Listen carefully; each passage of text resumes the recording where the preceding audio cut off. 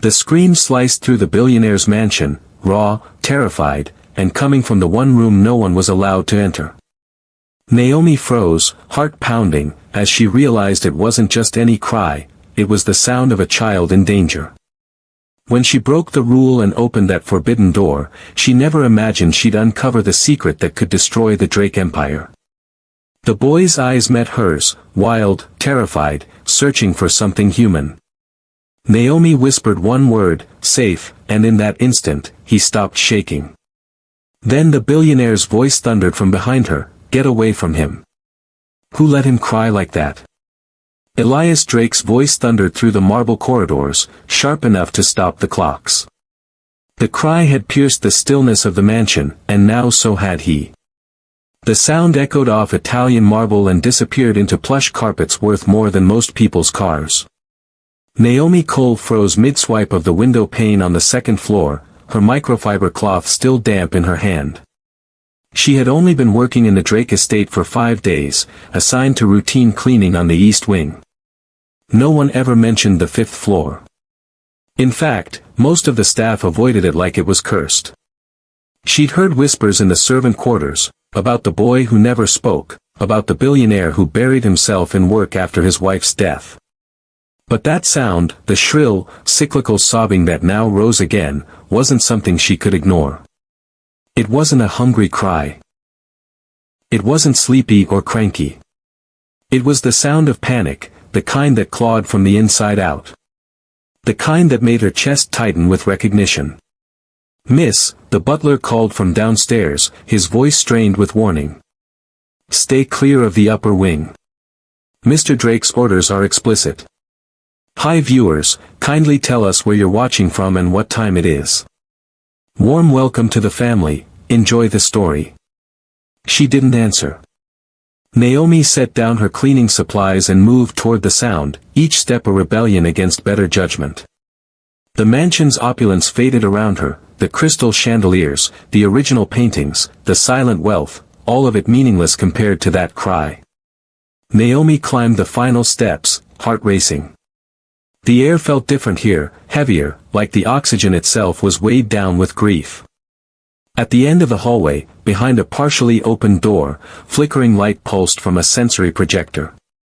A boy, maybe 7, sat curled on the carpeted floor, rocking violently, hitting his forehead in rhythm against a bookshelf. No supervision, no comfort, just pain and repetition. A small trickle of blood had already formed at his hairline. She paused at the threshold. Everything in her said to turn back, but something deeper, something old and buried kept her rooted. Her brother Jordan used to do the same thing. Same rocking, same sound. She remembered it vividly under the dinner table, arms tight across his chest, face streaked with tears no one could understand. The memory of him burned bright, and then the flames that took him from her 2 years ago. Naomi stepped softly into the room and crouched several feet away. The plush carpet absorbed her footsteps, but the boy sensed her anyway. His rocking intensified momentarily, his small body a bundle of raw nerves. "Hey, sweetheart," she whispered, voice barely audible over his cries. "I'm not going to touch you. Just sitting right here." She kept her tone even, melodic, like water over smooth stones. The boy didn't respond, but his movements slowed slightly. She kept her hands in sight, palms up. Then slowly, she lifted one hand and traced a simple sign across her chest. Safe, a motion she hadn't used in years, one her grandmother had taught her to calm Jordan when words failed. A language when language wasn't enough. The boy glanced at her, just a flicker of recognition in eyes the color of sea glass, then resumed rocking. But the intensity had lessened, the jagged edges of his panic beginning to smooth. A sharp voice cut through the air behind her, cold as winter steel. "What the hell are you doing?" Naomi turned quickly. Elias Drake stood in the doorway, a towering figure of tailored precision and barely contained fury. In one hand, he clutched his phone, the blue light illuminating the hard angles of his face. The other gripped the doorknob like it might snap under his fingers. His presence filled the room like a storm front. I'm sorry, sir, Naomi said, standing instinctively. I heard him crying. I couldn't just. And who gave you permission to be in this room? His voice was quiet now, which somehow made it worse.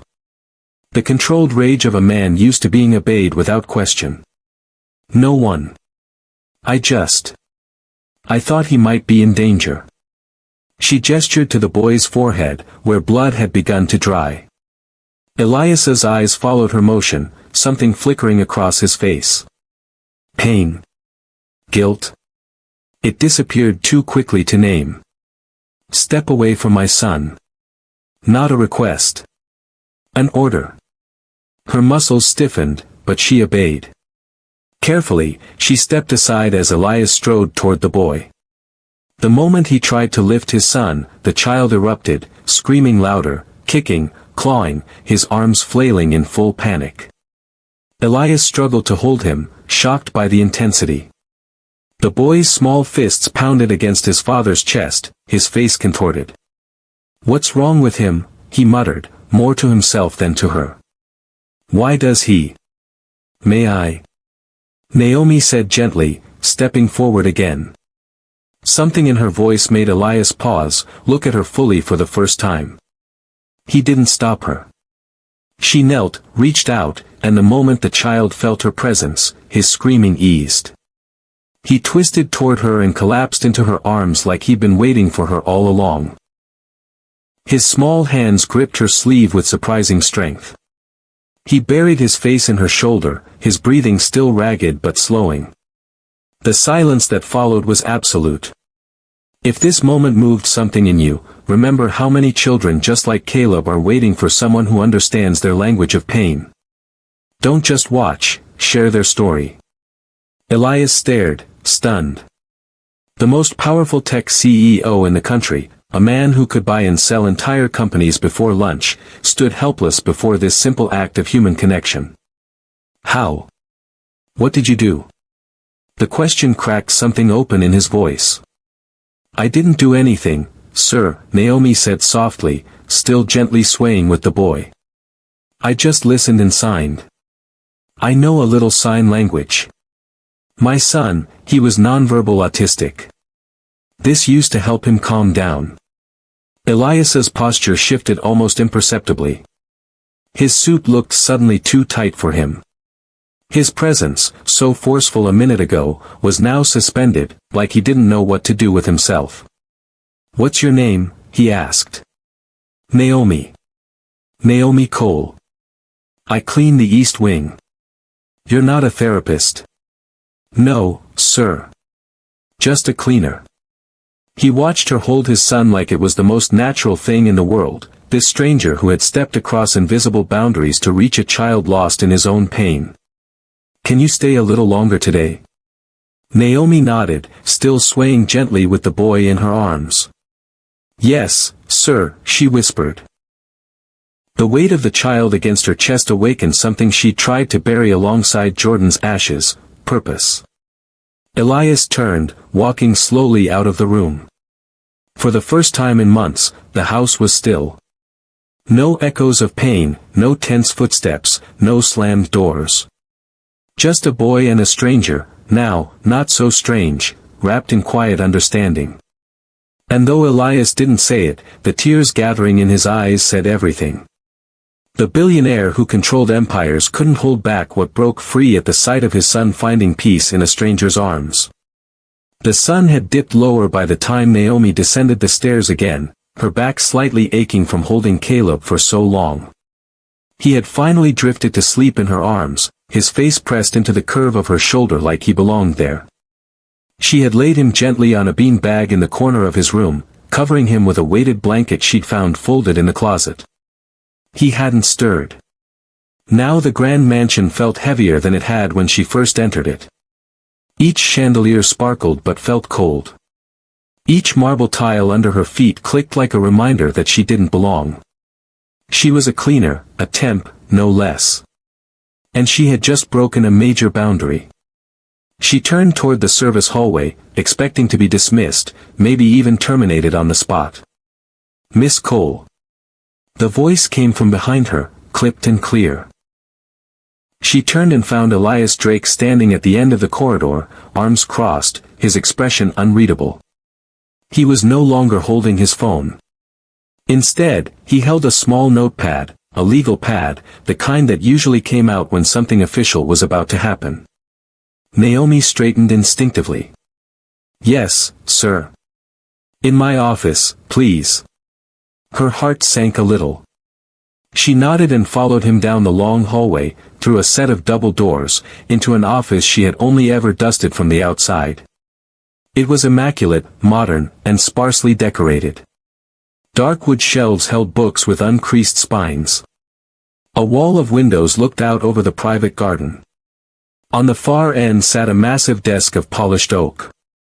He gestured to the chair in front of the desk. "Sit." Naomi obeyed, folding her hands in her lap. Elias sat opposite her and remained silent for several seconds. He tapped a pen against the edge of the notepad.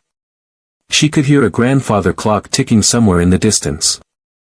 It felt like a courtroom, and she didn't know if she was the witness or the accused. "You handled him like someone who'd done it 100 times, he said finally. "I haven't. Not with him. Just with someone like him. Your son." "Yes, sir. Jordan. He passed away 2 years ago. He was 8. Elias's eyes flicked up, and for a moment, something human passed across his face. "I'm sorry." "Thank you." He was silent again. Then he leaned back in his chair, studying her. "Ms. Cole, do you know who I am?" The question caught her off guard. Of course she knew. Everyone knew. Elias Drake, tech visionary, founder of Quantum Edge, the company that had revolutionized artificial intelligence. Worth billions. Widowed 2 years ago when his wife's car veered off a bridge. The tabloids had been merciless. "Yes, sir. I know who you are. Then you know I could hire any specialist in the world for my son. I have 17 of them, to be exact. The best neurologists, therapists, behaviorists. None of them got through to him like you just did." His voice remained even, but something in it had softened. "Why? Have you ever watched someone search for answers about their child and felt your heart break for them?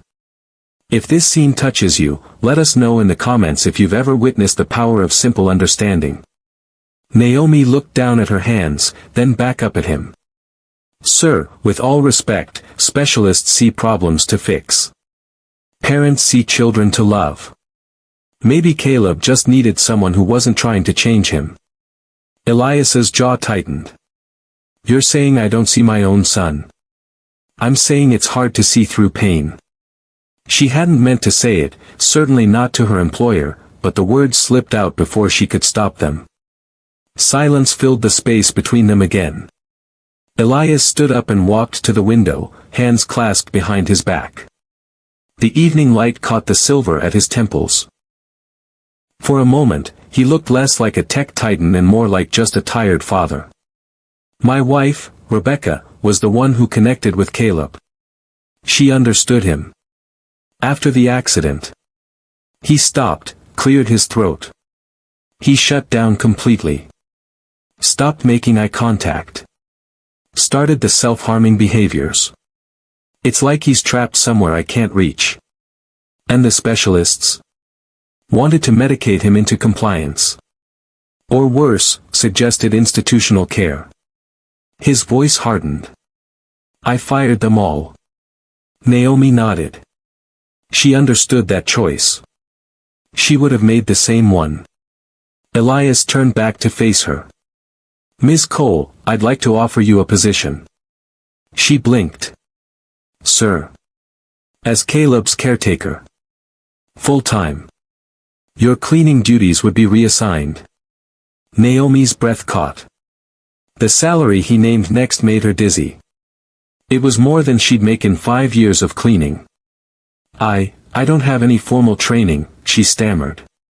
"You have something better." His eyes met hers directly. You have experience.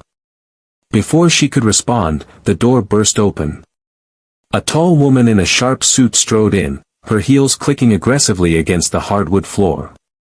Her blonde hair was pulled back so tightly it looked painful.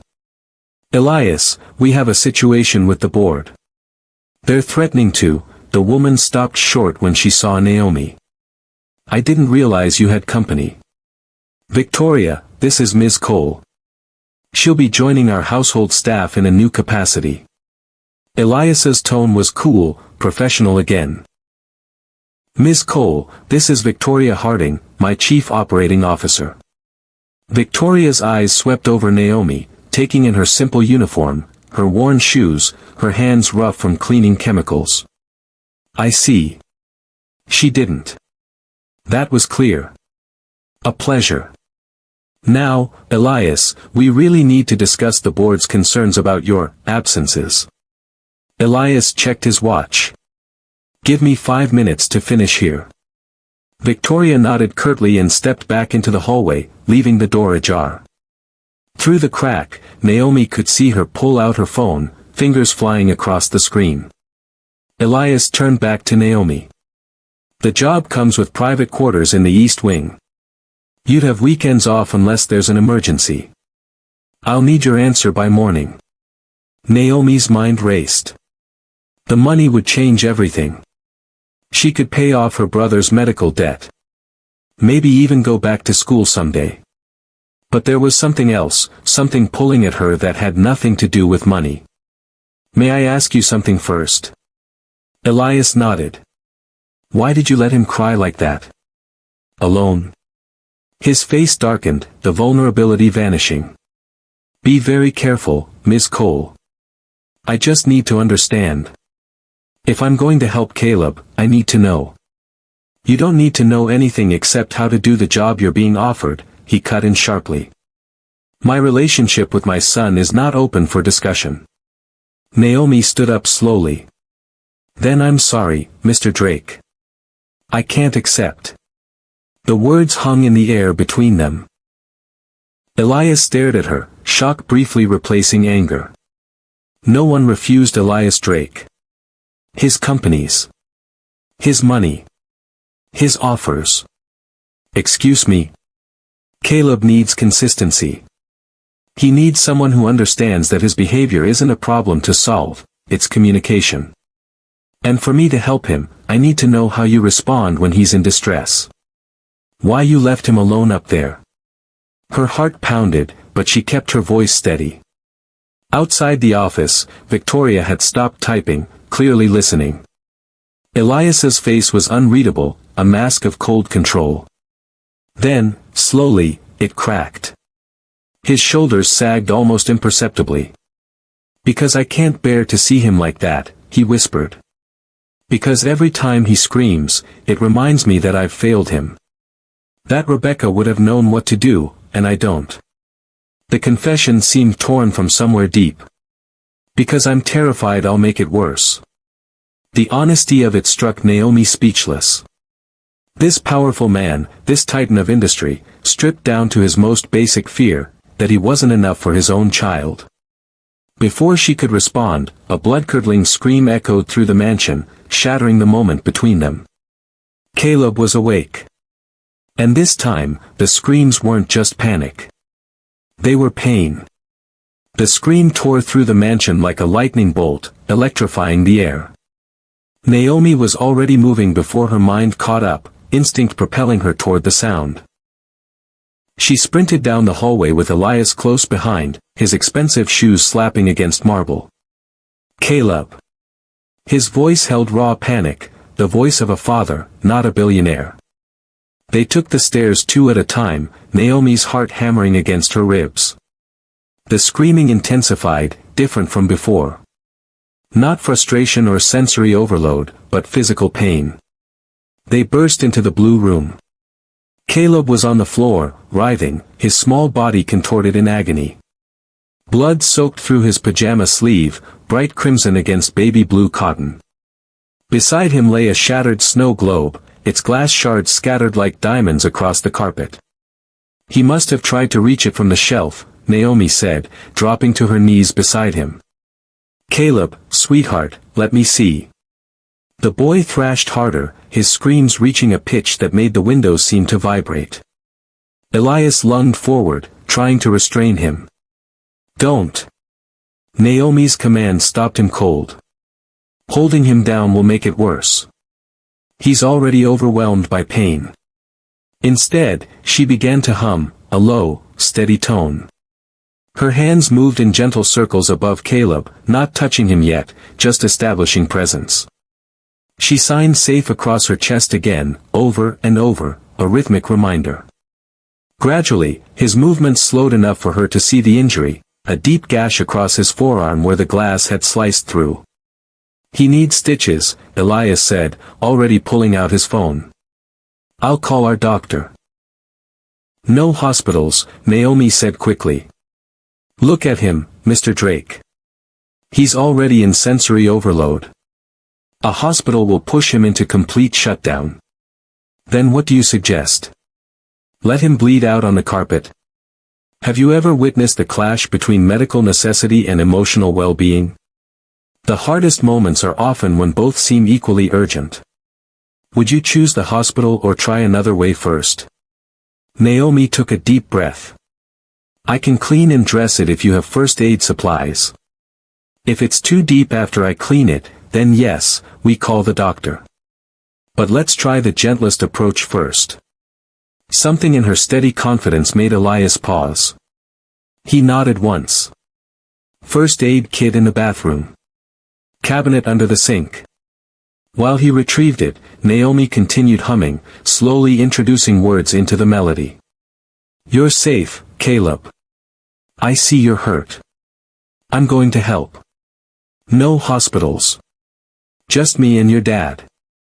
By the time Elias returned, Caleb's screams had softened to whimpers. His eyes remained unfocused, but he'd stopped fighting. Naomi carefully cleaned the wound with antiseptic wipes, singing softly through the process. The cut was deep, but had missed anything vital. "Butterfly bandages should work," she said, applying them with practiced precision. "But he'll need to keep it clean and still." Elias watched her work, his face a study in conflicted emotion. "Where did you learn to do this?" Jordan had sensory processing disorder too. Hospitals were torture for him. "I learned to handle most minor emergencies at home." She finished wrapping Caleb's arm in gauze, securing it with medical tape. "There we go. All done, brave boy." To their shared amazement, Caleb's eyes focused on her face. Just for a moment, a split-second connection before sliding away again, but it was unmistakable. "He looked at you," Elias whispered. "He actually looked at you. Eye contact is hard for him.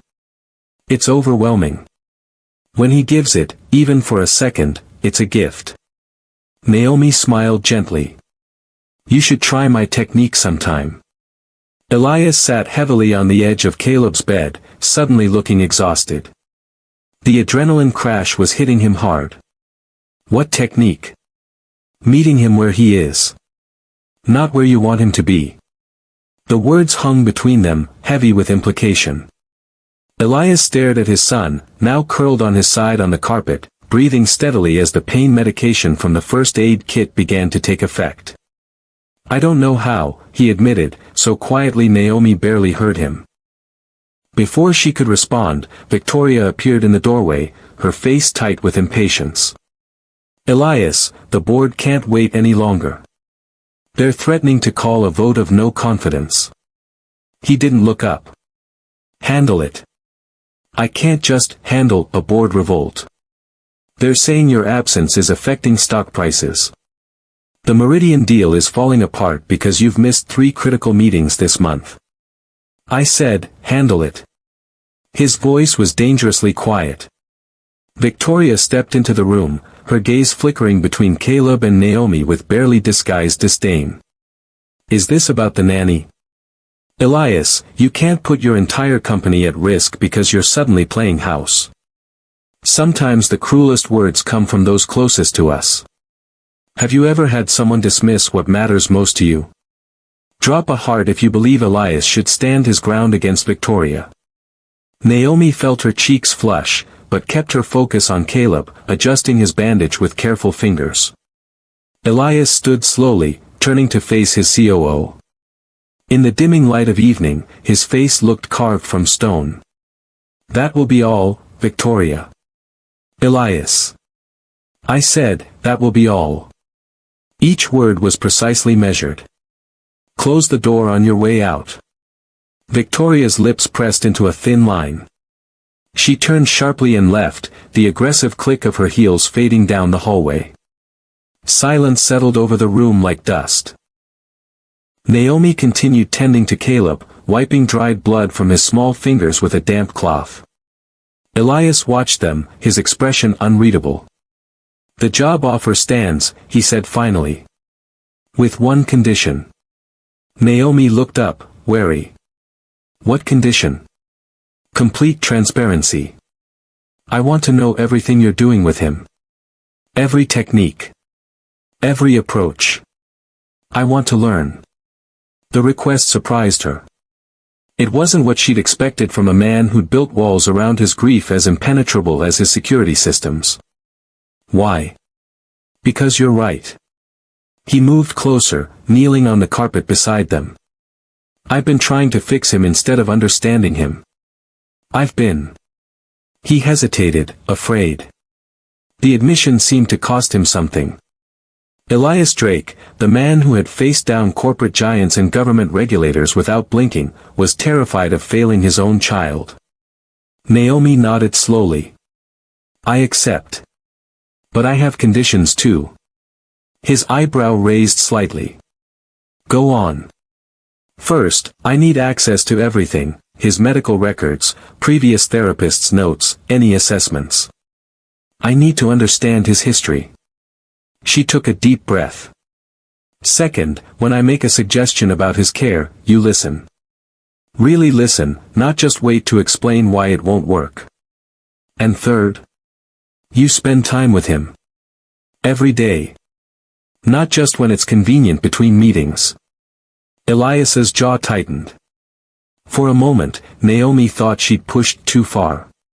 Then he extended his hand. Deal. They shook, a simple gesture that felt strangely momentous in the quiet of the room. Caleb stirred between them, his fingers finding the edge of Naomi's sleeve. He tugged gently, an unconscious gesture of comfort-seeking. When can you start? Elias asked. I already have. The corner of his mouth twitched, almost a smile. I'll have your things moved to the East Wing tomorrow. Naomi looked down at Caleb, at his bandaged arm and peaceful face. Something about this felt both terrifying and right, like standing at the edge of a cliff and knowing you had to jump. I should take him to bed, she said softly. Elias nodded, standing. I'll check on you both in the morning. I have calls to make tonight. About the board. About finding a new COO. He said it casually, but the implications were enormous. Victoria crossed a line. As he turned to leave, Naomi called after him. Mr. Drake. Thank you for the opportunity. He paused in the doorway, his silhouette sharp against the hallway light. Thank you for not giving up on him. The word seemed to encompass more than just tonight. On us. After he left, Naomi carefully lifted Caleb and carried him to his bed. His room was expensively furnished but oddly impersonal, no drawings on the walls, no scattered toys. A museum for a child rather than a sanctuary. We'll fix that, she whispered, tucking the weighted blanket around him. One day at a time. As she settled into the armchair beside his bed to keep watch through the night, her phone buzzed with a text. Unknown number. She opened it, expecting a message from the housekeeping agency about her sudden job change. Instead, there was a single line of text that made her blood freeze. I know what really happened to your son, Naomi.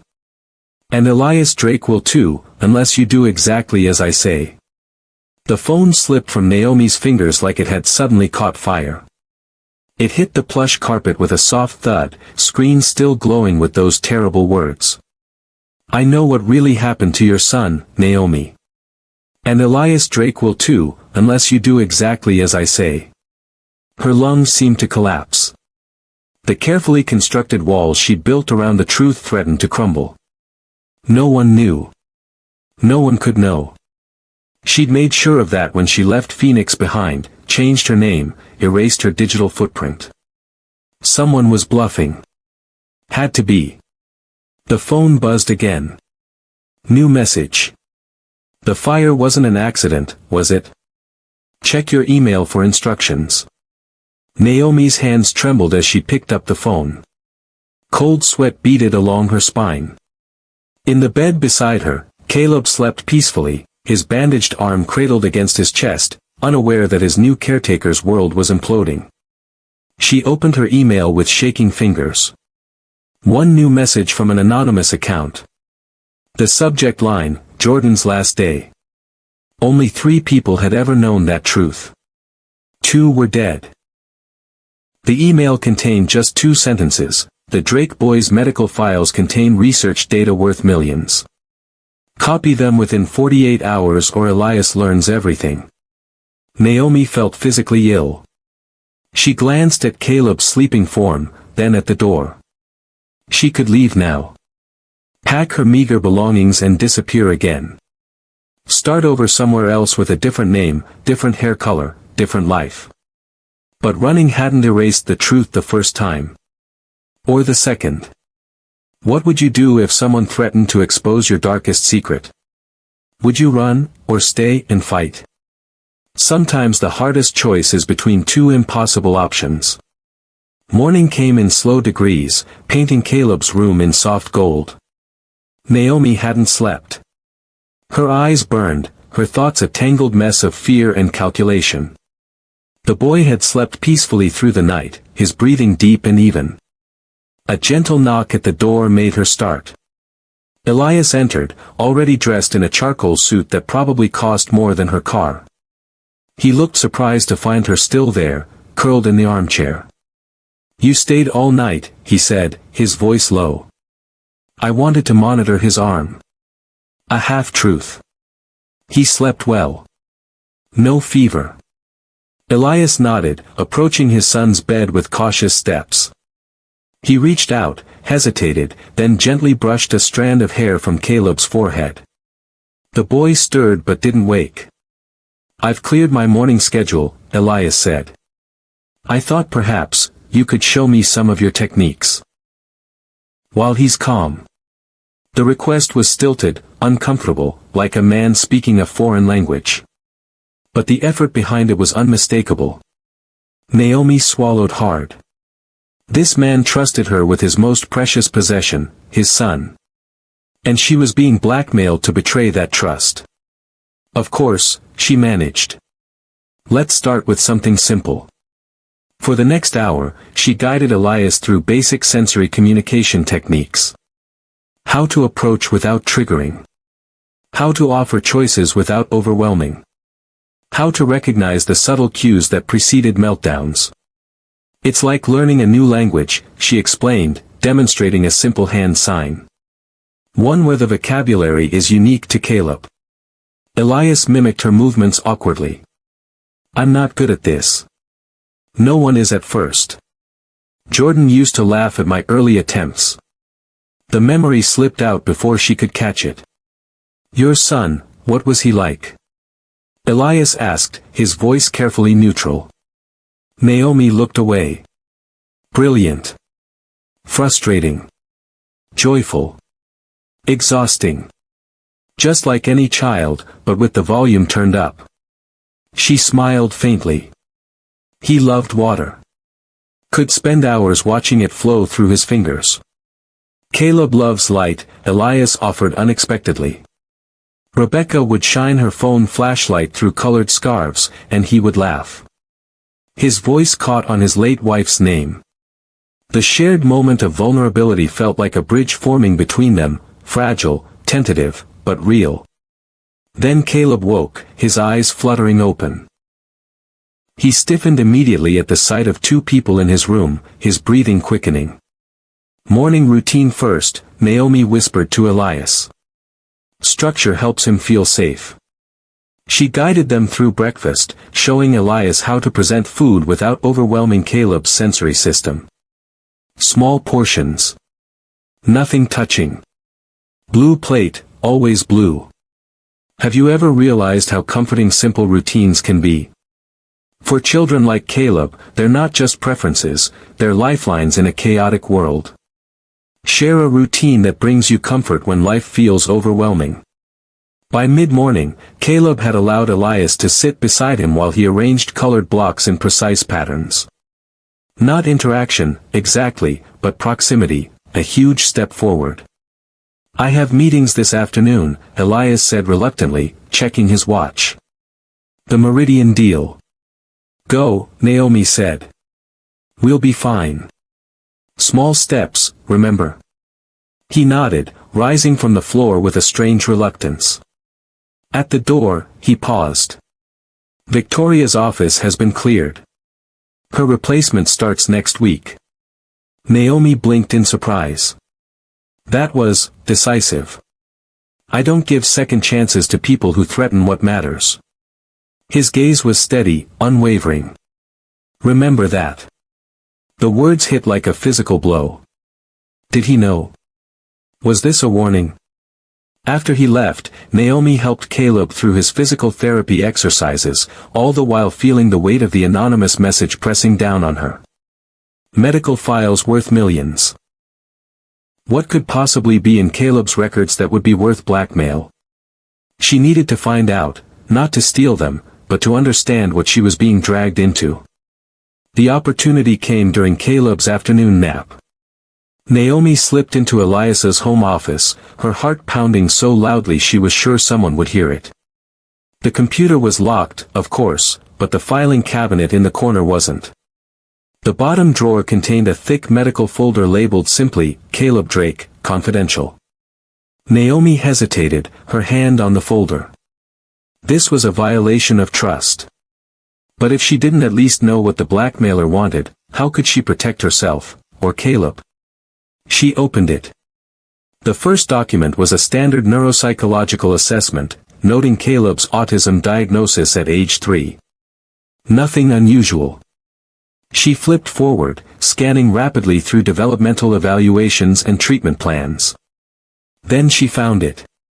A research protocol from something called Project Lumen at Quantum Neurological Institute, a subsidiary of Drake Enterprises. Caleb had been enrolled in an experimental treatment program before his mother's death. The technical language was dense, but phrases jumped out at her: neural pathway reconfiguration, targeted gene therapy, enhanced cognitive function. They had been experimenting on him. Their own son. Stapled to the protocol was a consent form signed by both Elias and Rebecca Drake, and a preliminary results report that made Naomi's blood run cold. Subject demonstrates 47% increase in neural plasticity following treatment. Series A. Unexpected side effects include heightened sensory perception and communication regression. Recommend proceeding to Phase 2 despite adverse reactions. The last page was a memo on Drake Enterprises' letterhead, dated 1 week before Rebecca's death. "Elias, I can't do this anymore. I'm pulling Caleb from the program. What we're doing to him is wrong, regardless of the potential applications. Some lines shouldn't be crossed, even for the greater good. I've scheduled a press conference for Friday to announce my resignation from the board and to discuss my concerns about Project Lumen publicly. Please don't try to change my mind this time." Friday. The day of the accident. The floor seemed to tilt under Naomi's feet. She carefully returned the documents to the folder, her mind racing. This wasn't just medical data, it was evidence. Evidence that Rebecca Drake had been about to blow the whistle on her husband's company. Evidence that her accident might not have been so accidental. And Elias? Had he been complicit? The man who now seemed so desperate to connect with his son, had he once viewed him as a research subject? Finding what you're looking for. The voice froze her in place. Naomi slowly turned, the folder still in her hands. Victoria Harding stood in the doorway, immaculately dressed despite her supposed termination, a cold smile playing on her lips. "I see you got my messages," Victoria said, stepping into the office and closing the door behind her. "I was beginning to think you weren't going to take the bait." "You?" Naomi whispered. "Did you really think Elias would fire me? After 20 years of cleaning up his messes?" Victoria laughed softly. "That little scene yesterday was for your benefit. To make you trust him. What do you want?" "Exactly what I said in the email. Project Lumen's research data. The complete files, not just the overview you're holding." Victoria's smile disappeared. "Elias is destroying the project. Years of work, billions in potential patents, all because he suddenly grew a conscience when you came along." Naomi's mind raced. "And the threats about my son?" "Oh, those weren't threats. Those were facts." Victoria pulled out her phone, showing a news article from 3 years ago. The headline made Naomi's stomach lurch: "Mother questions official findings in fatal house fire." "You left quite a trail, Naomi Bennett. Or should I say, Sarah Winters." Victoria's voice dripped with satisfaction.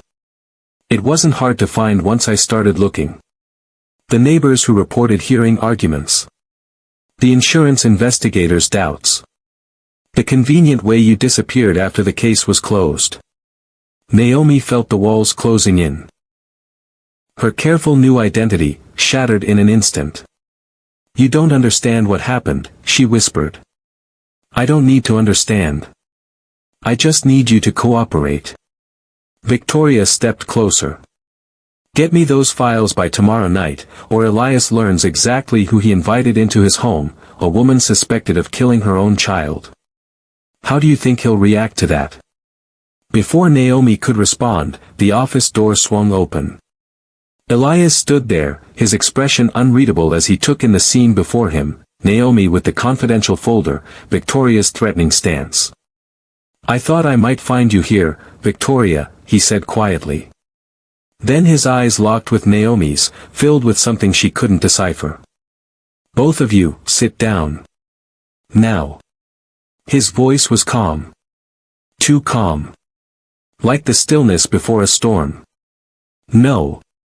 Naomi cried, lunging forward as Caleb's small body pitched over the edge of the staircase. Her hands caught nothing but air. The boy tumbled down the first few marble steps, a horrible thudding sound echoing through the mansion with each impact. Elias bolted past her, taking the stairs 3 at a time. Before Caleb could fall further, his father scooped him up in one swift motion, cradling him against his chest.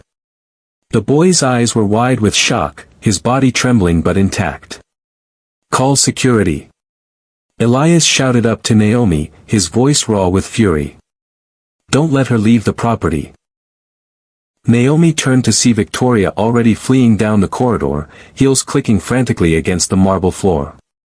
Without hesitation, Naomi sprinted after her, ignoring the pain shooting through her ribs from her earlier tumble with the file cabinet. "Stop!" Naomi shouted, gaining ground on the woman in her impractical shoes. Victoria glanced back, her perfectly composed face now twisted with desperation. She veered suddenly into a side room, Elias's private study. Naomi followed, bursting through the door just in time to see Victoria fumbling with the lock on an antique desk drawer. "It's over, Victoria," Naomi said, blocking the doorway. "Security is already on their way." "You understand nothing," Victoria hissed, still working at the lock. "What's in here could change the world. Help millions of children like your precious Jordan." Her voice dripped with contempt. "Or is one billionaire's brat more important than that?" The mention of her son's name sent a chill down Naomi's spine. "Don't you dare speak his name. Have you ever faced someone who used your deepest pain against you? The kind of cruelty that makes you wonder if fighting back only gives them more power. Type, stand strong, if you believe Naomi should hold her ground." Victoria finally yanked the drawer open with a triumphant smile. Inside was a small metal case, which she quickly grabbed. Project Lumen was never about helping children, Naomi said, slowly advancing into the room. It was about power. Money. Control. It was about evolution, Victoria shot back. Do you have any idea what this technology can do? The human brain, finally unlocked. Cognition without limits. Her eyes gleamed with fervor. Elias was going to bury it all because his wife got cold feet. Those children suffered. Caleb suffered. Progress requires sacrifice, Victoria said coldly. Rebecca understood that, until she didn't. She clutched the metal case to her chest. Now get out of my way, or I'll make sure everyone knows what really happened to your son. The threat hung in the air between them, sharp as a blade. You know nothing about my son, Naomi said quietly. I know enough. The fire. The insurance policy. The suspicious neighbors. Victoria's smile was cruel. So convenient that he died when he became too much for you to handle. Something snapped inside Naomi. All the years of guilt, grief, and silent suffering crystallized into a single, clarifying rage. She lunged forward, catching Victoria by surprise. They collided with brutal force. The metal case flew from Victoria's hands, clattering across the hardwood floor. Both women scrambled after it, nails scratching, hands grasping. Naomi reached it first, snatching it away just as Victoria's fingers brushed the handle. You don't deserve to win, Victoria snarled, her perfect composure completely shattered. A nobody. A failure who couldn't even protect her own child. The words were meant to wound, to weaken. Instead, they hardened Naomi's resolve. My son taught me that winning isn't what matters, she said, backing away with the case. Loving is what matters. Something you've clearly never understood. Victoria's face contorted with rage. She lunged again, but the sound of running footsteps in the hallway stopped her cold. Security had arrived. When Elias appeared in the doorway moments later, his face was like stone. Behind him stood two guards in dark suits. Take her, he commanded, not even looking at Victoria. Full security protocol. No communications, no exceptions. As the guards led Victoria away, her final glare at Naomi promised this wasn't over. Silence settled over the study. Naomi's hands trembled as she held the metal case. Is Caleb all right? She asked finally. Shaken, but not hurt. Elias's voice was carefully controlled. The doctor is with him now. I'm sorry, Naomi said. I should have been faster. Should have stopped her before. You have nothing to apologize for, Elias cut in. He nodded at the case in her hands. That, however, needs to be destroyed. What exactly is it? The complete Project Lumen research data. Everything Victoria wanted. He stepped closer, his eyes haunted. Everything that cost Rebecca her life. Naomi looked down at the innocuous metal box. Why keep it at all? Why not destroy it years ago? Evidence, Elias said simply. For when I finally prove Victoria's involvement in Rebecca's death. He held out his hand. But now it's too dangerous to keep. Naomi hesitated, then placed the case in his palm. Their fingers brushed, the brief contact electric. What happens now? She asked. Now we protect Caleb. Elias's voice softened. Both of us. Even knowing what you know about me. About Jordan. I know a mother who loved her son, Elias said quietly. Who still blames herself for an accident she couldn't prevent. His eyes met hers. I know that feeling too well to judge it. The weight that had pressed on Naomi's chest for years seemed to lighten, just a fraction. Not gone, never gone, but perhaps, bearable. Victoria won't stop, she warned. She'll use what she knows about both of us. Let her try. Elias's jaw set firmly. Some secrets need to stay buried. Others need to be faced. He paused. I'd like you to meet someone tomorrow. Dr. Rivera, Lucas's therapist. She's been working with him since the accident. Why? Because it's time to stop hiding from the past. Elias's eyes held hers. For both of us. A soft sound from the doorway made them both turn. Caleb stood there in his blue pajamas, the doctor hovering uncertainly behind him. His small face was solemn, his eyes searching the room until they found Naomi. Then, to everyone's shock, he walked directly to her. Not to his father, to her. His small hand reached up and took hers with unexpected firmness. He's never done that before, Elias whispered, his voice thick with emotion. Never approached anyone willingly. Naomi felt something break and heal inside her simultaneously. She knelt down to Caleb's level, her free hand gently touching his cheek. Hello, brave boy, she murmured. And for the first time in 2 years, Caleb Drake smiled. The moment was so perfect, so complete, that none of them noticed the blinking red light of Victoria's phone, accidentally left recording on the desk during the struggle. Capturing every word about Jordan, about the fire, about secrets that needed to stay buried. 3 days after Victoria's arrest, Naomi stood in Caleb's bedroom doorway watching Elias attempt something he'd never dared before, building a blanket fort. His expensive suit jacket lay discarded, shirt sleeves rolled up as he awkwardly balanced a blanket across 2 chairs. Lower on the right side, Naomi suggested softly. And secure it with books. Elias adjusted as instructed, his movements stiff and uncertain. Caleb sat nearby, watching with intense focus but making no move to help or join. This was their 3rd attempt at father-son engagement.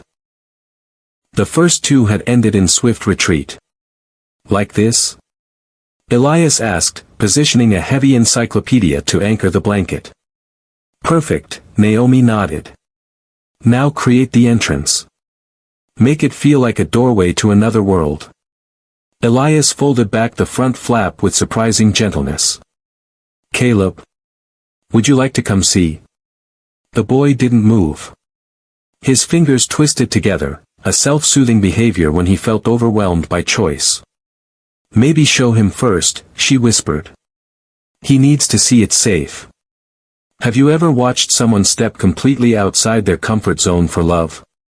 That awkward moment when pride gives way to connection. Sometimes the strongest people are those willing to look foolish for someone else's happiness. Elias hesitated, then crawled into the fort himself, a billionaire CEO on hands and knees, disappearing under patterned cotton. It's quite nice in here, his voice came from inside. There's room for both of us. Caleb's head tilted slightly. Interest, not yet commitment. The blue blanket makes the light look like ocean waves, Elias continued. Like that video of sea turtles you like to watch. Naomi held her breath as Caleb slowly rose. 1 step forward. Then another. She remained still, knowing any intervention might break this fragile moment. Caleb paused at the entrance, peering inside. Then, to her amazement, he dropped to his knees and crawled in beside his father. Through the gap, she could see them sitting cross-legged, facing each other in the blue-filtered light. Elias looked terrified, as if handling a priceless, breakable treasure, which, in many ways, he was. Should I tell you about sea turtles? Elias asked hesitantly. I read 3 books about them yesterday. Caleb didn't speak, but he nodded once. A clear, intentional response. Naomi backed away, giving them privacy while staying close enough to help if needed. Her chest tight with emotion. Small steps, but monumental ones. Her phone buzzed with a text from Dr. Rivera, meeting still on for today. She replied, yes. Making breakthrough with C right now. We'll be ready at 2. The sound of Elias's voice drifted from the fort, no longer stiff but animated as he described sea turtle migrations. No response from Caleb, but no retreat either, progress that would have seemed impossible days ago. Naomi went downstairs to prepare lunch according to Caleb's specifications, sandwich cut into triangles, no crusts, nothing touching on the blue plate. As she worked, her mind returned to Victoria's phone, still missing from the study. Had someone found it? Was it still recording somewhere? The mansion felt different now. Security doubled, staff carefully screened. Victoria remained in custody while Elias's legal team built their case. But something told Naomi this wasn't over. Victoria wasn't a woman who stayed down for long. When lunch was ready, she returned upstairs to find an empty bedroom. For a heart-stopping moment, panic seized her, then she heard it. Laughter. Coming from Caleb's playroom. She followed the sound to find Elias on the floor, surrounded by building blocks, with Caleb methodically arranging them in a pattern around his father. The boy wasn't laughing, but Elias was, genuine joy as his son placed a red block on his knee, maintaining the perfect color sequence. "He's teaching me his system," Elias explained. "Red, blue, green, yellow. Always in that order." "I see that," Naomi said softly. "Lunch is ready whenever you two are." Caleb placed another block, completing the circle. Then, to their amazement, he looked up at his father's face for 3 full seconds, deliberate eye contact that spoke volumes. "Thank you," Elias whispered, voice thick with emotion. For a moment, Naomi felt like an intruder witnessing something sacred. Then Caleb stood, walking past her toward his bedroom, signaling playtime was finished. That was. Elias couldn't find the words as he rose from the floor. "I know," Naomi smiled. 3 days ago you were convinced you couldn't connect with him. I had a good teacher." His eyes met hers with an intensity that made her look away. "We should get ready for Dr. Rivera," she said quickly. In those seconds of shared victory, it was easy to forget the dangers still surrounding them, Victoria's threats, Project Lumen's secrets, Naomi's own past. Easy to pretend they were just a family celebrating a breakthrough. 2 hours later, they sat in Dr. Rivera's office. Caleb arranged colored blocks while the adults spoke in low voices. "Eye contact is significant," Dr. Rivera confirmed. "He's making connections again." "Thanks to Naomi," Elias said. "Her techniques have accomplished more in days than traditional therapy did in months." Dr. Rivera studied Naomi with interest. "Your experience comes from your own son?" "Yes." "Jordan." "He was on the spectrum too, more severely than Caleb." "Was?" Dr. Rivera caught the past tense. "He passed away 3 years ago." Naomi kept her voice steady. As they prepared to leave, Dr. Rivera pulled Naomi aside while Elias helped Caleb with his shoes. "Be careful," she whispered. "Victoria isn't just ambitious, she's obsessive about Project Lumen." "What do you mean?" Naomi asked, unease creeping through her. "Watch your back," Dr. Rivera squeezed her arm. "And his. He needs you more than he knows." The drive home was quiet, Caleb dozing while Elias drove. "You're worried," he observed. "Dr. Rivera thinks Victoria is more dangerous than we realize." "She is. That's why I've arranged for both of you to stay at my lake house until after tomorrow's board meeting." "And you? Will you be there?" "I'll join you after the meeting." His voice grew distant. "Assuming it goes as planned." Back at the mansion, a black SUV waited in the driveway with 2 security officers. "Pack only essentials," Elias instructed. "You leave in 30 minutes. "This feels like running away," Naomi said, watching Caleb being guided upstairs. "It's strategic retreat," Elias corrected. "Victoria's arraignment is tomorrow. If her legal team gets her released, she'll come after the research again." "She'll come after you," Elias said bluntly. "You're the wild card. The one who connected with Caleb when no one else could." He led her to his study and from his desk drawer, withdrew a file folder. What is this? Naomi asked, opening it cautiously. Everything Victoria compiled about you. About Jordan. About the fire. On the final page, a photograph made her blood freeze, taken through her apartment window the night of the fire. She was visible, clearly arguing with someone just out of sight. This is impossible, she whispered. I was alone with Jordan that night. Apparently not, Elias said quietly.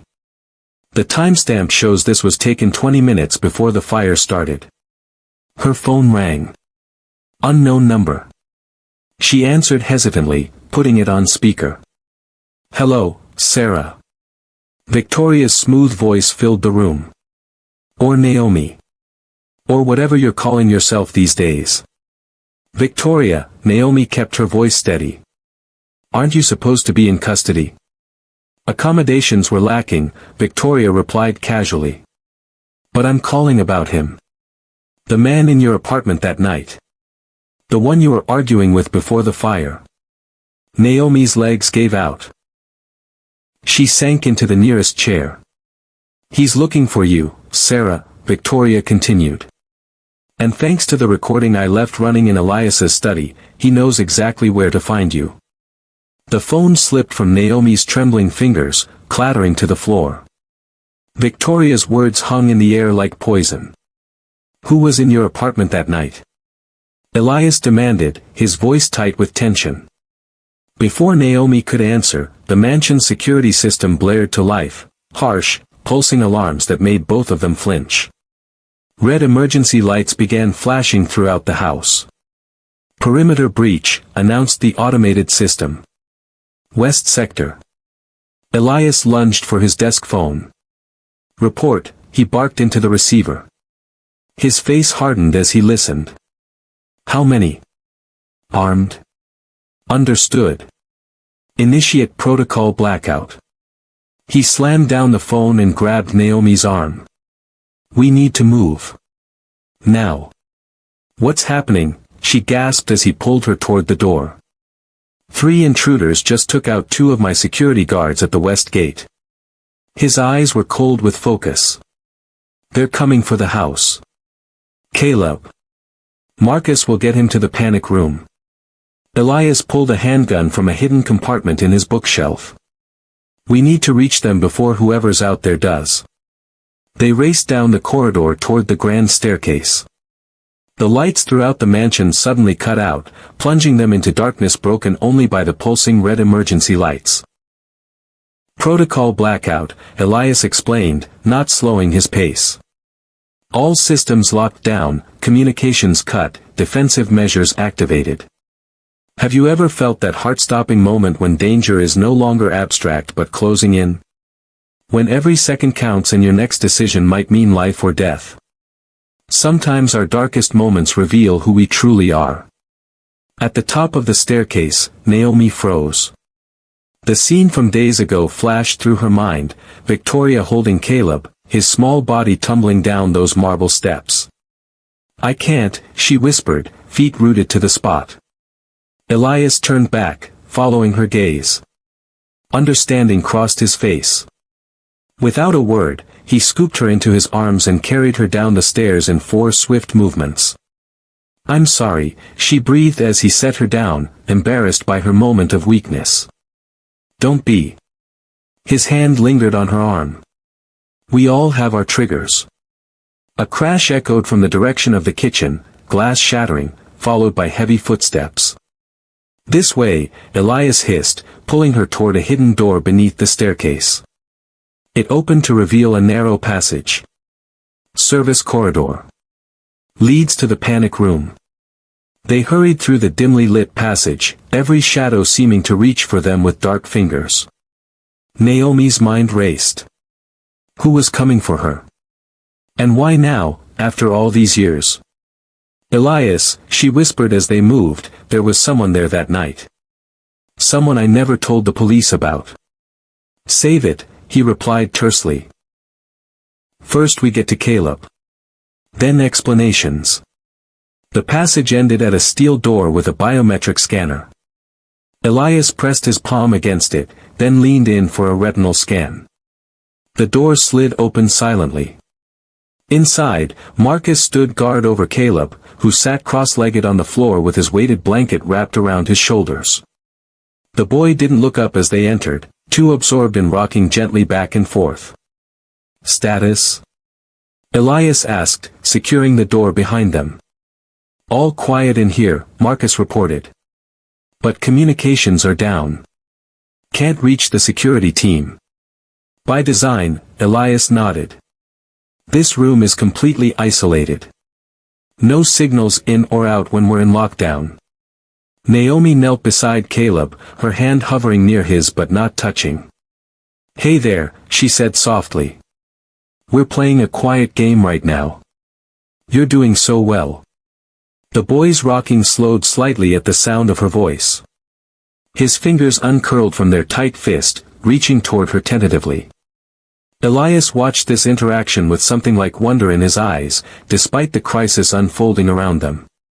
For a moment, the four of them existed in a bubble of calm amid the storm. Then reality crashed back as the building shook with a distant explosion. "East Wing," Marcus said grimly. "They're trying to force access to your office." "The Project Lumen files," Naomi realized. "Decoys," Elias said dismissively. "The real data is secure." His eyes locked with hers. "But I don't think that's what they're really after, is it?" Before she could answer, the room's monitor system flickered to life, showing security camera feeds from throughout the mansion. 3 men in tactical gear moved methodically through the house, room by room. Their movements were professional, precise. "Military training," Marcus observed. "Or close to it." On the central screen, one of the intruders looked directly into a camera and removed his mask. The face was unfamiliar to Elias, but Naomi's sharp intake of breath told him everything. "You know him," Elias said. It wasn't a question. "Ryan Mercer," she whispered, her voice hollow with disbelief. "My ex-husband." The room fell silent except for Caleb's soft humming. Elias's expression darkened as he processed this new information. "The man from the photograph," he said finally. Naomi nodded, unable to tear her eyes from the screen. "We'd been divorced 6 months when Jordan died. He shouldn't have been at my apartment that night. But he was." "Yes." Her voice broke on the word. "We fought. About insurance money, about custody arrangements that never materialized because he was too busy with his new life. He stormed out. I took my shower. And then, the fire. Some secrets burn us from the inside until we finally speak them aloud. Have you ever carried a truth so painful you couldn't bear to face it, even when keeping silent hurt you more? Sometimes confession is the first step toward healing." "You think he started the fire?" Elias asked quietly. "I don't know." Naomi's eyes remained fixed on the screen. "I never let myself consider it. It was easier to believe it was an accident, my fault, than to think Jordan's own father could have." She couldn't finish the sentence. On the monitor, Ryan gestured to his companions, directing them toward the West Wing, toward the panic room. "They know where we are," Marcus said, checking his weapon. "Impossible," Elias countered. "This room isn't on any blueprint." "Victoria," Naomi realized suddenly. "She said the recording was still running in your study. She heard everything, including your orders to bring us here." Elias's jaw tightened. "She's working with your ex-husband." "But why? What could Victoria possibly want with him?" "Leverage," Elias said grimly. "Victoria needs the Project Lumen data. You're my weak point.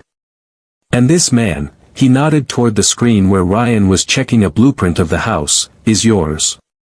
The pieces clicked together in Naomi's mind with horrifying clarity. She found him. Convinced him I was a threat somehow. That I might expose his involvement in the fire. Elias turned to Marcus. "Defensive positions. If they breach, protect Caleb at all costs. The security officer nodded, moving to guard the entrance. Elias crossed to a wall panel and entered a complex code, revealing a hidden weapons cache. "Can you shoot?" he asked Naomi. She shook her head. "Never held a gun in my life." "Then stay with Caleb." He handed her a small device that looked like a remote control. Panic button. Last resort. It floods all corridors with CS gas and seals this room permanently until emergency services arrive. As he spoke, the monitor showed Ryan consulting something on his phone. His expression changed, a slow smile spreading across his face as he looked directly into the camera again. "I know you can see me, Sarah," he said clearly. "Or Naomi, or whatever you're calling yourself these days." Naomi flinched at the sound of his voice coming through the speakers. "3 years I've been looking for you," Ryan continued. 3 years wondering if you told anyone about that night. Then Victoria finds me, shows me footage of you confessing everything to your billionaire boyfriend. He leaned closer to the camera. "You always were too trusting, Sarah." Elias moved to mute the feed, but Naomi stopped him. "I need to hear this," she whispered. "I didn't kill our son," Ryan said, his voice hardening. "But you let everyone believe I might have. Let them whisper about me in that town until I had to leave. And now you're here, playing house with another damaged child." He stepped back from the camera, checking his weapon. "We're coming for you, Sarah. Not to hurt you, Victoria wouldn't allow that. She just wants her research. But when this is over, you're going to tell the truth. All of it." The feed cut out suddenly, all monitors going dark. In the same instant, the room's emergency lights flickered ominously. "They've found the power junction," Elias said, moving to Naomi and Caleb. "We have minutes, maybe less." Naomi looked down at Caleb, still rocking gently under his weighted blanket, oblivious to the danger closing in. Then up at Elias, his face set in determined lines as he prepared to protect them both. "I need to end this," she said suddenly. "Let me talk to Ryan." "Absolutely not," Elias growled. "He doesn't want to hurt me. He wants the truth." She stood, decision made. "And Victoria wants your research. If I go out there, then you're giving them exactly what they want." Elias grabbed her shoulders. "Listen to me. Whatever happened that night, whatever truth you're hiding, it doesn't matter now. What matters is keeping you and Caleb safe." But the lights died completely, plunging the room into darkness. A moment later, the backup generator hummed to life, casting everything in a dim blue glow. Simultaneously, a muffled thud sounded against the outer door. "They're here," Marcus whispered, taking position. Naomi felt something brush against her hand, Caleb's fingers, seeking hers in the dim light. The simple touch of his small hand grounded her in the chaos. "I'm staying," she said firmly, squeezing Caleb's hand gently. Elias's eyes met hers, relief washing over his features. Together, then. The outer door shuddered under another impact. Metal groaned as something powerful worked against the reinforced hinges. "Cover your ears, Caleb," Naomi whispered, helping him press his hands against the sides of his head. The boy complied, eyes squeezed shut against the frightening sounds. The door burst open with a deafening crash. Smoke filled the corridor beyond, obscuring the figures that moved through it. Marcus fired 2 precise shots, then a third before something struck him hard. He crumpled to the floor, unmoving. Elias stepped forward, shielding Naomi and Caleb with his body, gun raised. "That's far enough," he commanded. Through the smoke stepped Ryan Mercer, his weapon trained steadily on Elias. Behind him, 2 more armed men moved into position. And behind them all, stepping delicately over the threshold in her impeccable suit, came Victoria Harding. "Hello, Elias," she smiled coldly. "I believe you have something that belongs to me." "Lower your weapons," Victoria commanded, stepping fully into the panic room. "All of you. This can end without bloodshed. No one moved. The air crackled with tension as Elias kept his gun trained on Ryan, who in turn aimed at Elias's chest. Behind them all, Caleb began rocking faster, his soft humming growing louder as the tension escalated. "You've already shed blood," Elias said coldly, nodding toward Marcus's still form on the floor. "My security officer is merely unconscious," Victoria interrupted. "Contrary to what you might think, Elias, I'm not a monster. Just a businesswoman protecting her interests." Ryan's eyes never left Naomi. "Hello, Sarah," he said, his voice oddly soft despite the gun in his hands. "Been a long time. Why are you doing this?" Naomi asked, one hand still protectively on Caleb's shoulder. "Why now, after all these years?" "Because you ran," he said simply. "Left me to face the questions, the investigations. The looks from everyone who wondered if I'd killed my own son." Naomi flinched as if struck. "I never told anyone it was you. You never told them it wasn't either. Have you ever faced someone from your past and realized they've been living with a completely different version of the same memory? Sometimes what hurts most isn't what happened, but what was left unsaid." Victoria sighed theatrically. "As touching as this reunion is, we're on a schedule." She turned to Elias. "The complete Project Lumen files. Now." "They're not here," Elias replied evenly. "And you're not leaving this room with them, or with Naomi and Caleb." Victoria's perfect smile didn't waver. "Oh, I think I am. Because in exactly 4 minutes, your board meeting begins. The meeting where they'll vote on whether to remove you as CEO due to erratic behavior and emotional instability." She checked her watch. "Unless, of course, you arrive to defend yourself with the research." "You're bluffing," Elias said, but uncertainty flickered across his face. "The meeting's tomorrow. Emergency session. Called an hour ago." Her smile widened. "I have friends on the board, Elias. Friends who believe Project Lumen is too valuable to abandon because of your personal issues." Naomi saw the trap closing around them. Victoria had orchestrated everything, the attack, the timing, the impossible choice Elias now faced. Stay and protect his son, or leave to save his company. "The research stays buried," Elias insisted, though his voice had lost some of its conviction. "It's dangerous.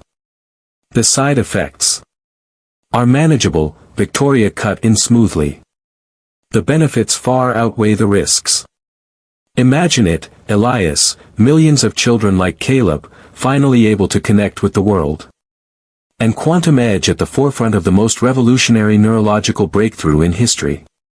For a fraction of a second, Elias's resolve seemed to waver. Naomi could almost see him calculating, weighing options, searching for a way out that didn't exist. Then Caleb made a sound, not his usual humming, but a distressed whimper. The noise cut through the tension like a knife, reminding everyone of the child caught in the middle of this power struggle. "Enough," Naomi said, stepping forward despite Ryan's gun still trained on her. "This ends now.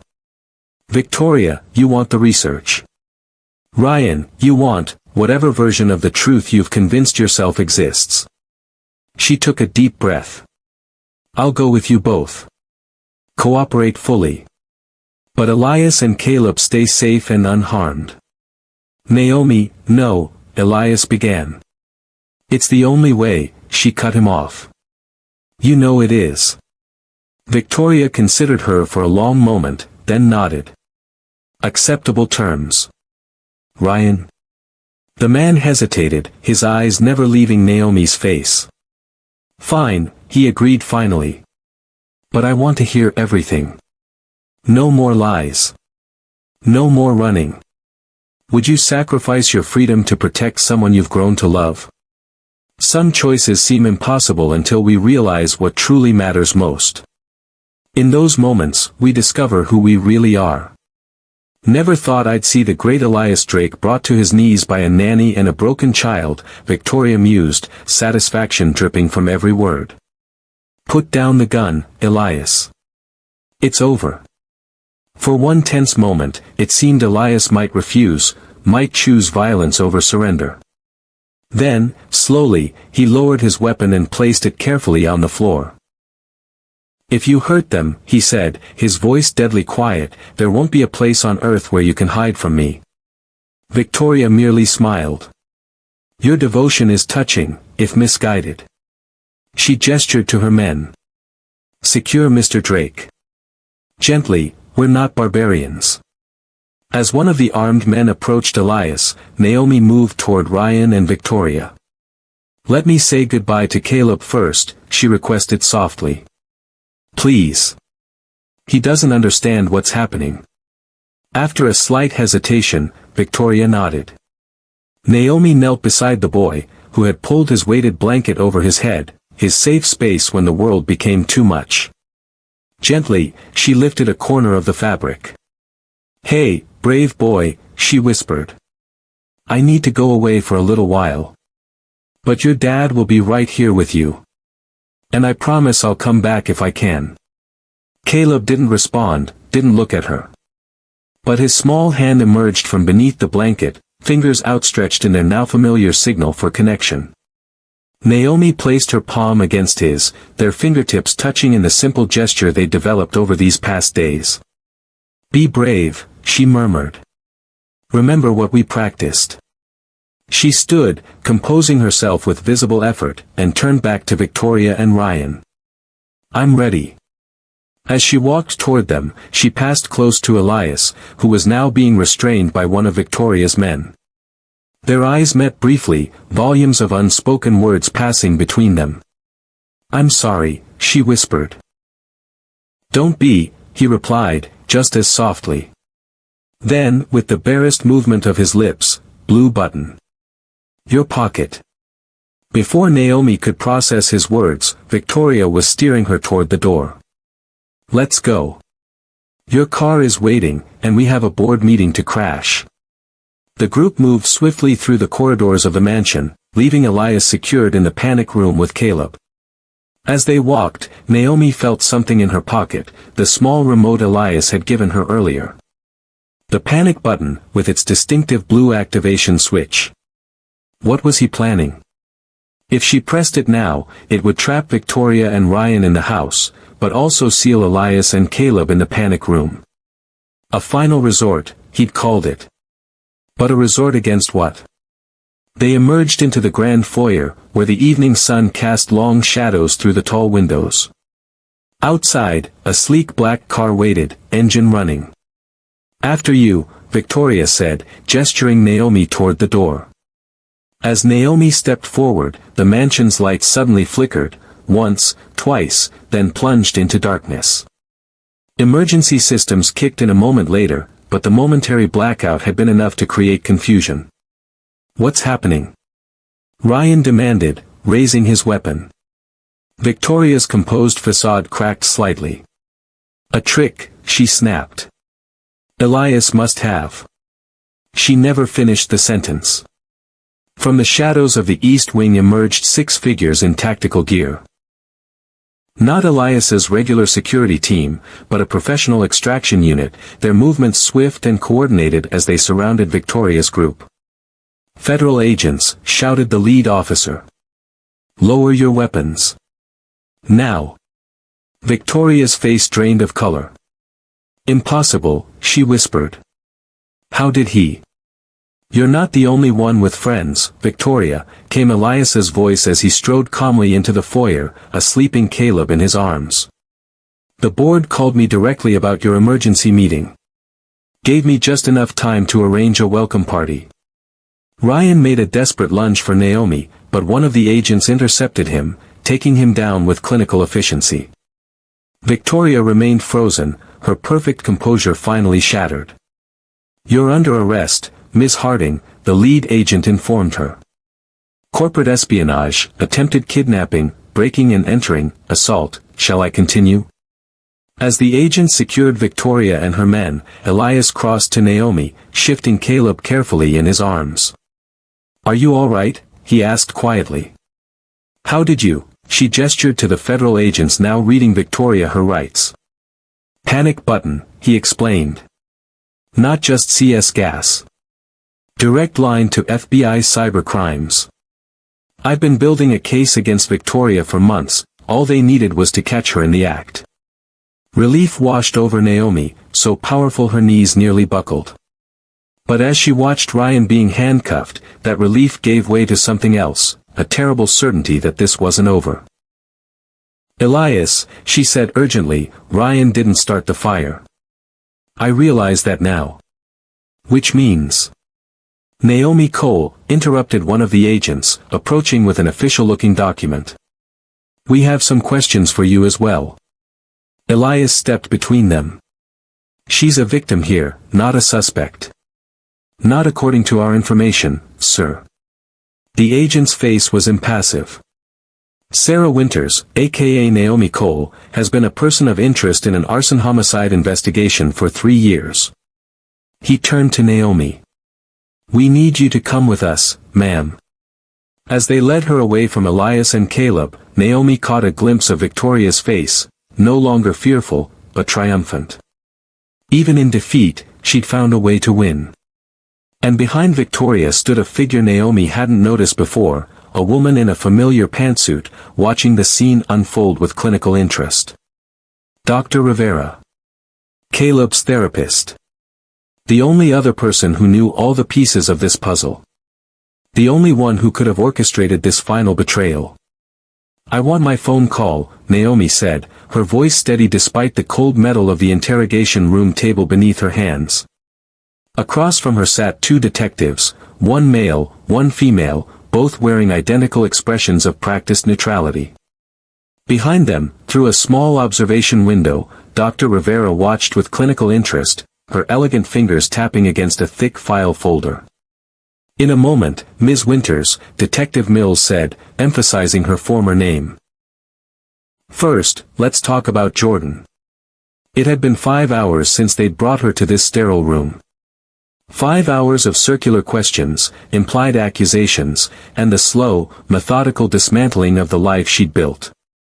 "I've told you everything," Naomi replied, exhaustion creeping into her voice. "The fire was ruled accidental. I was cleared of all charges." "You were never formally charged," corrected Detective Reeves, the female officer. "The case remained open. And now we have new evidence." Naomi's heart sank. "What evidence?" Instead of answering, Reeves slid a photograph across the table. It showed Naomi's old apartment building the night of the fire, flames licking from the 3rd-floor windows. Her windows. Jordan's windows. "Notice anything strange?" Reeves asked. Naomi studied the image, confusion giving way to a cold realization.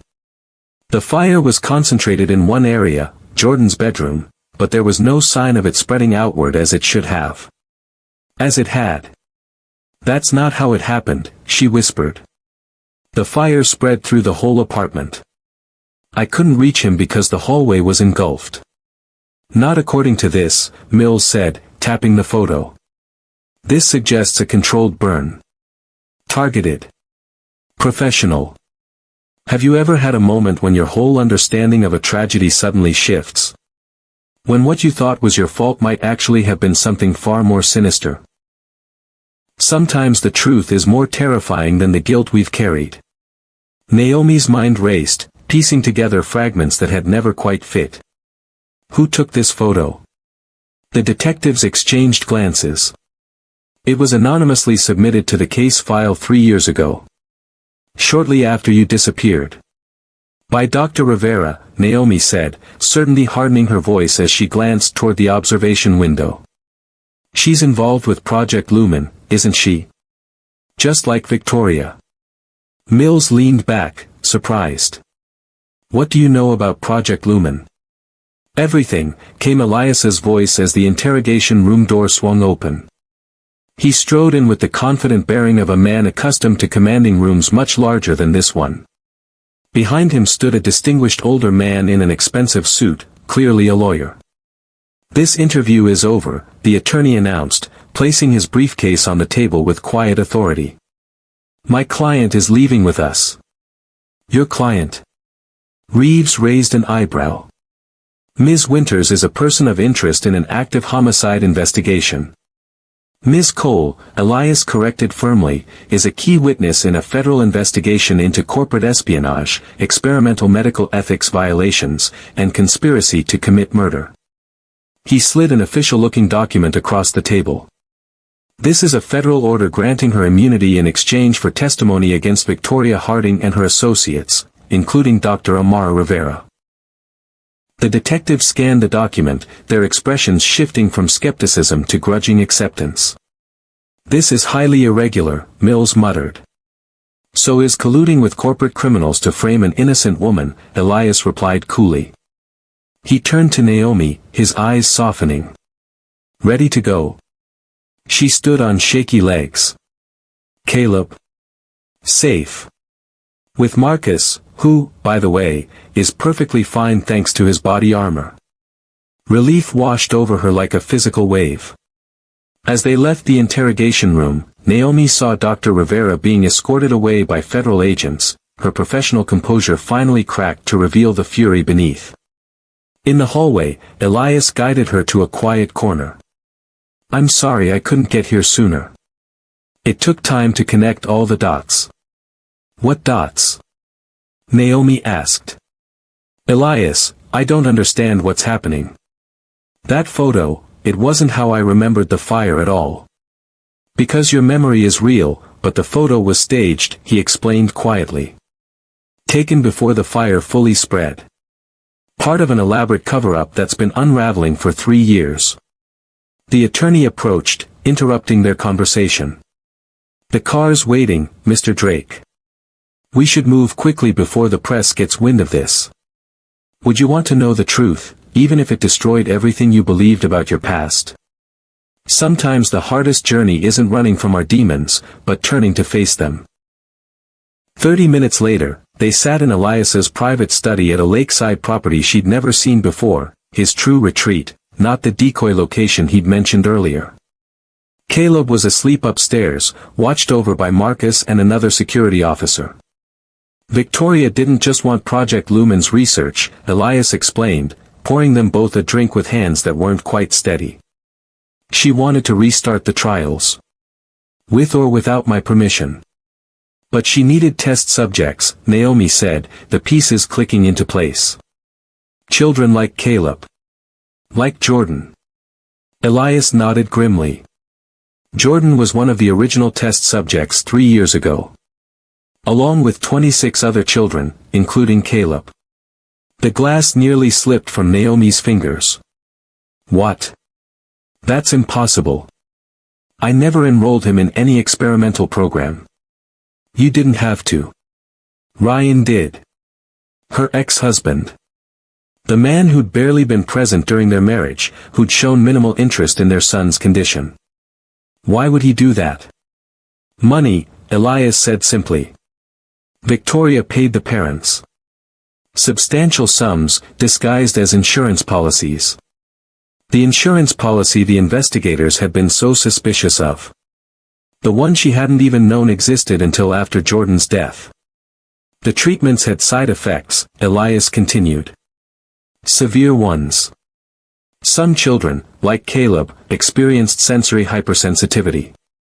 Others had seizures. Neurological damage. And Jordan?" Naomi barely recognized her own voice. Elias met her eyes directly. "Jordan showed signs of dangerous cognitive instability. According to Victoria's private files, he was scheduled for removal from the program the day of the fire." The world tilted sideways. "They killed my son," she whispered, the truth finally breaking through. "They killed him and made it look like an accident. And when you changed your name and disappeared, you inadvertently protected yourself," Elias added. "Victoria couldn't risk you remembering details, making connections. Until you showed up at my house, with my son, who'd been through the same program. Naomi closed her eyes, overwhelmed. Ryan. Did he know? I don't think so. He was a pawn, just like the other parents. Victoria used him to find you when she realized who you were. The perfect storm of coincidence and calculation. The unimaginable truth behind years of guilt and grief. What happens now? She asked finally. Victoria and Rivera will face federal charges. The board has already voted to remove them from the company. As for us. Elias set down his glass, uncertainty crossing his features. That depends on you. Me?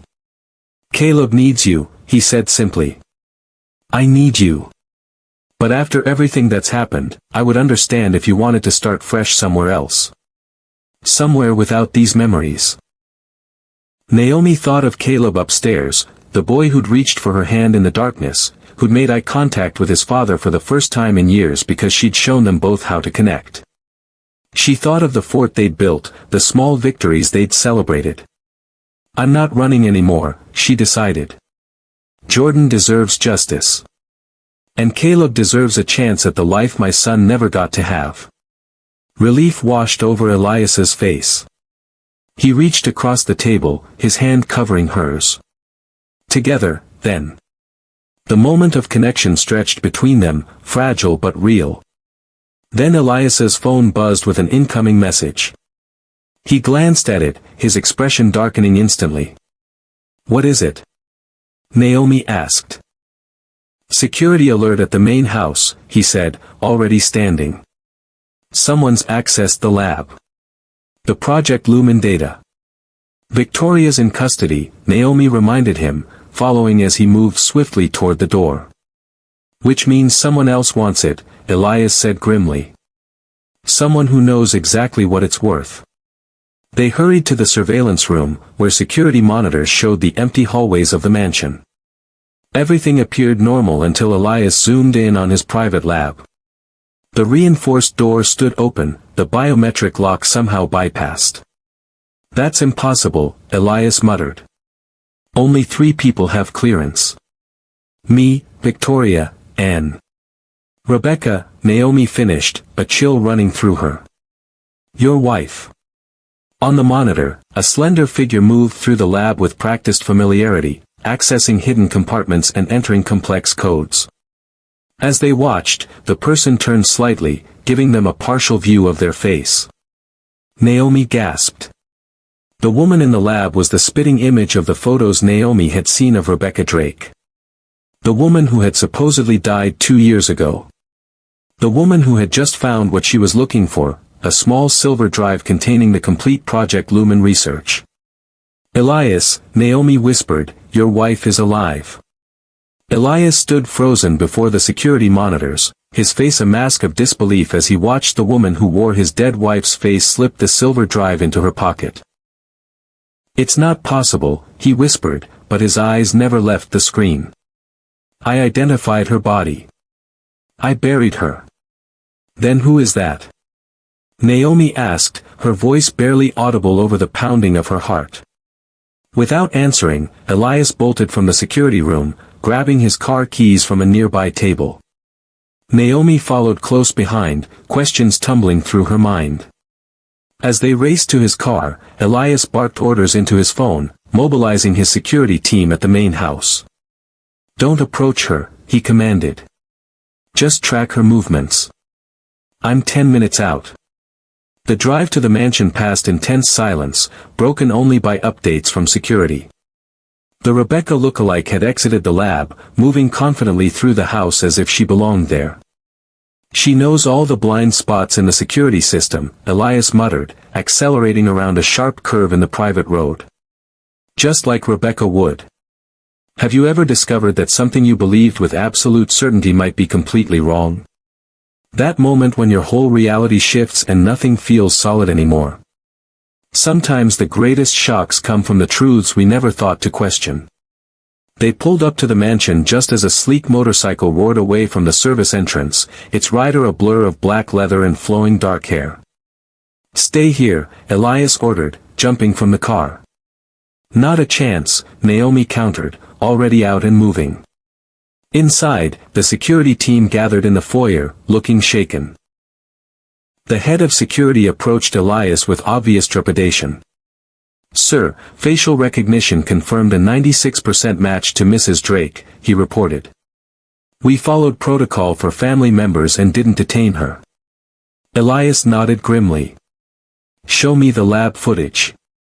They returned to the mansion's security center, where the team pulled up high-definition recordings of the intruder. Seeing her in clearer detail sent a shock through Naomi. The resemblance to the photos she'd seen of Rebecca Drake was uncanny, the same delicate features, the same graceful movements. "Play the audio," Elias instructed, his knuckles white as he gripped the back of a chair. The woman's voice filled the room as she spoke into a phone while working. "I have it. Yes, all of it. The complete research data." A pause. "Don't worry about Elias. He's exactly where I need him to be." Elias flinched at the sound. "That's her voice," he said hoarsely. "But Rebecca would never, she was the one who wanted to shut down the project." "Unless she didn't," Naomi suggested quietly. "Unless that was just what she wanted you to believe." Before Elias could respond, his phone rang, an unknown number. With a quick gesture to the security team to trace the call, he answered on speaker. "Hello, Elias." Rebecca's voice, unmistakable and impossibly alive. "I imagine you have questions." "Rebecca," he breathed. "How?" "Not important right now," she cut in smoothly. "What matters is that I have the complete Project Lumen data, and I'm prepared to destroy it, unless you meet my conditions." "What conditions?" Elias asked, his composure returning with each word. "Bring Caleb to the Meridian Center. Tonight. 8 p.m. Come alone, just you, Caleb, and your new nanny." A pause. "I've been wanting to meet her properly." The line went dead. The security team looked to Elias for direction, but he seemed lost in thought, grappling with implications too enormous to process quickly. "It's a trap," Naomi said finally, breaking the silence. "Victoria must have gotten to her somehow, convinced her to." "No." Elias's voice was firm. "If that's really Rebecca, and I believe it is, then there's more happening here than we understand." He turned to his security chief. "I need everything we have on the Meridian Center." "Your company's new research facility," the man replied promptly. "Officially opening next month. State-of-the-art medical research labs, primarily focused on neurological treatments. The perfect place to continue Project Lumen," Naomi realized. "Away from your direct oversight." Elias nodded grimly. "The question is whether Rebecca wants to restart it, or end it permanently. Sometimes the people we think we know best are the ones hiding the deepest secrets. Would you risk everything on the belief that love is stronger than deception? Or would you protect yourself, even if it meant turning away from someone you once trusted completely?" 3 hours later, as evening shadows lengthened across the lake house lawn, Naomi helped Caleb into his jacket. The boy had been unusually calm since waking, as if sensing the gravity of what was happening around him. "We're going on an adventure," she told him softly, using their code word for any change in routine.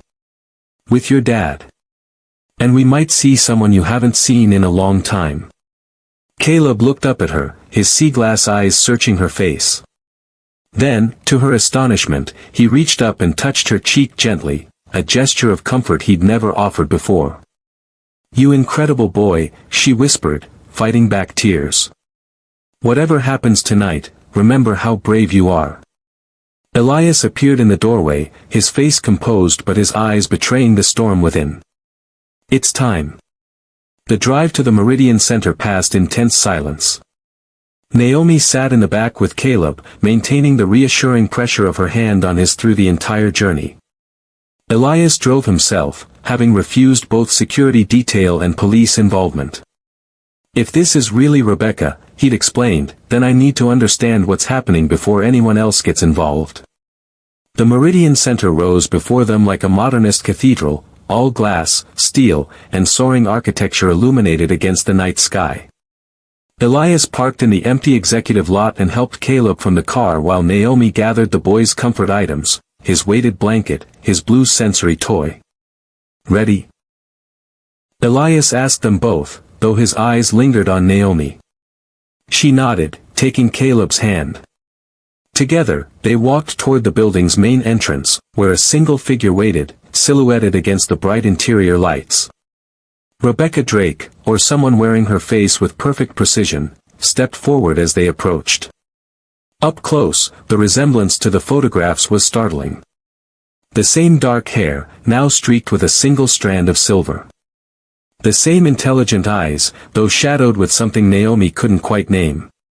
"You came," she said simply, her gaze moving from Elias to Caleb. Her composure cracked slightly at the sight of her son. "Caleb. You've grown so much." The boy stared at her without recognition, pressing closer to Naomi's side.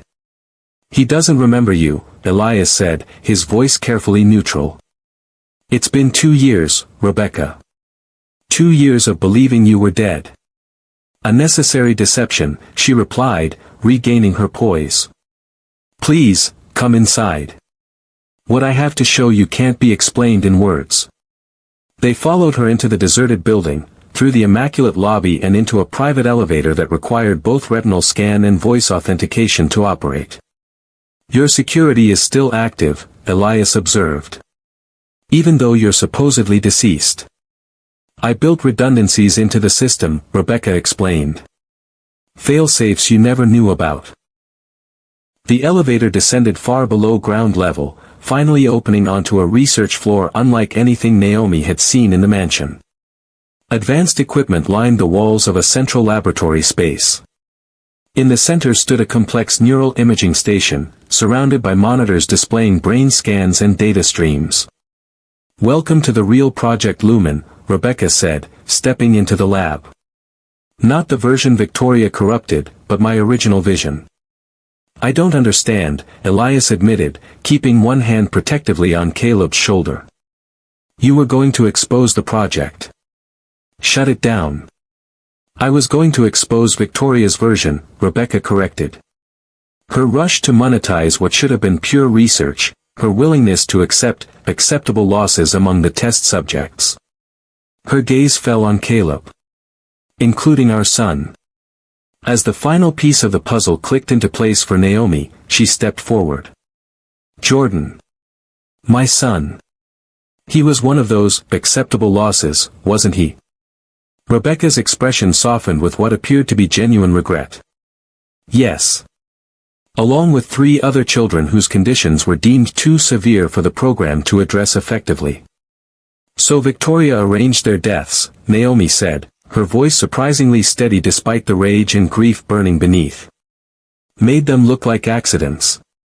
And when I discovered what she'd done, I knew I had to disappear," Rebecca continued. "Fake my death, go underground, and build a case against her while continuing the research as it was meant to be, ethical, careful, voluntary." In a moment of devastating clarity, Naomi understood why she was here. Why Rebecca had insisted on her presence. "You need Caleb for your research. To prove it works." "No," Rebecca shook her head firmly. "I need you. Your methods with Caleb have accomplished more in days than my technology achieved in months. You've proven that connection, human connection, is the missing element we never accounted for." Elias stepped forward, placing himself between Rebecca and Naomi. "If you're not here to restart Project Lumen, then what do you want from us?" Rebecca smiled sadly. "To destroy it, once and for all. The temptation is too great, the potential for abuse too severe." She withdrew the silver drive from her pocket. "Everything is here, my research, Victoria's corrupted version, the medical data from all 27 children. With your authorization code, Elias, we can erase it completely." For the first time since they'd entered the facility, Naomi felt the tension in her chest begin to ease. Perhaps this wasn't a trap after all, but a chance at closure, for Caleb, for Jordan, for all of them. Then Caleb made a soft noise, drawing everyone's attention. He had wandered toward one of the monitors displaying neural imaging data, his hand outstretched toward the colorful patterns on screen. "He recognizes it," Rebecca said softly. "Even after all this time." Naomi moved to Caleb's side, following his gaze to the brain scan labeled simply, Subject 16, CD. Caleb's scan, she realized aloud. From the original trials. "Compare it to this," Rebecca instructed, typing a command that brought up a second scan. "Taken remotely, using passive sensors in your home, Elias. Last week." The difference was stunning. Where the first scan showed fragmented, isolated neural pathways, the second displayed new connections, bridges forming between previously separate regions. "This is impossible," Elias breathed. "Without the treatment." "Not impossible," Rebecca corrected gently. "Just unexpected. Your son is healing, Elias. Not because of our technology, but because of her." She nodded toward Naomi. "Because someone finally found a way to reach him where he is, not where we wanted him to be." The weight of this revelation settled over them all. For years, they had been searching for a technological solution to a human challenge. The answer had been simpler, and infinitely more complex, than anyone had imagined. "So what happens now?" Naomi asked finally. "Now," Rebecca said, handing the silver drive to Elias, "we make a choice. About Caleb's future. About all of this." She gestured to the lab around them. "About whether some doors are better left closed." Elias looked down at the drive in his hand, then at his son, still entranced by the colorful patterns of his own brain activity. Finally, his gaze met Naomi's, a silent question in his eyes. Together, Naomi said softly, echoing their earlier promise. "Whatever you decide." Elias nodded, decision made. He stepped to the central console and inserted the drive. His fingers hovered over the keyboard as he looked one last time at Rebecca. "Are you coming home?" he asked, his voice betraying how much the answer mattered. Rebecca's smile held both warmth and sadness. "Home isn't a place for me anymore, Elias.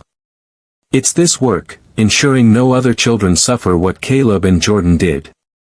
As if hearing his name, Caleb turned from the monitors and walked to Naomi's side. Slowly, deliberately, he reached for her hand. Then, in a gesture that stole the breath from every adult in the room, he extended his other hand toward his father. Elias knelt to his son's level, taking the offered hand with reverent care. "What do you think, Caleb? Should we start over? Clean slate?" To everyone's amazement, Caleb nodded, a clear, intentional response. Elias rose, still holding his son's hand, and entered his authorization code.